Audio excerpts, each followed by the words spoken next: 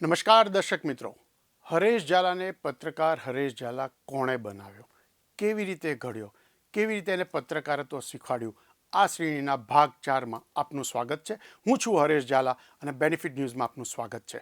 તો દર્શક મિત્રો, પત્રકાર થવા માટે માત્ર સમાચાર સમજવા, સમાચાર લખવા એ એક માત્ર ધર્મગુણ નથી અથવા લાયકાત નથી. તેના સાથે ઘણી બધી વસ્તુઓ જોઈએ અને આ વસ્તુ મને મારા ફાઉન્ડર એડિટર અને વેસ્ટર્ન ટાઈમ્સના ફાઉન્ડર એડિટર અને મારા પ્રથમ મેન્ટર શ્રી રામુભાઈ પટેલે શીખવાડી. મેં આપને ત્રીજા અંકમાં બતાવ્યું હતું કે એક પત્રકાર માટે બીજા કયા કયા ધર્મગુણ જોઈએ. એમાં વધુ એક ધર્મગુણ એમણે જે મને શીખવાડ્યો હતો અને તે છે કે તમારો પોશાક. એક પત્રકાર તરીકે તમે એક સામાન્ય માણસથી લઈને ઉચ્ચ કક્ષાના અધિકારીઓ, વિવિધ વિષયના નિષ્ણાંતો, રાજનેતાઓ અમને મળતા હોય છે.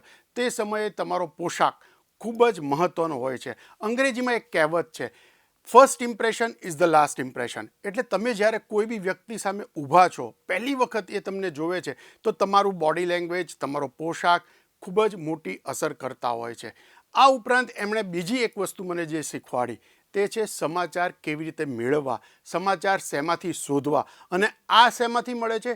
સરકારના દસ્તાવેજોમાંથી, સરકારની નીતિઓમાંથી, સરકારના વિવિધ મેમોરન્ડમ્સ એટલે કે આવેદનપત્રોમાંથી, સરકારના અભ્યાસ રિપોર્ટમાંથી. અને આ વસ્તુ કેવી રીતે મેળવાય, ક્યાંથી મેળવાય, એ મને શ્રી રામુ પટેલે શીખવાડ્યું હતું.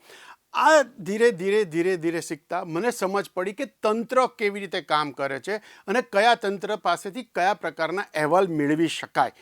દર્શક મિત્રો, આ એપિસોડ સંપૂર્ણ જોવા માટે તમે અમારી બેનિફિટ ન્યૂઝની યુટ્યુબ ચેનલ જોતા રહેશો.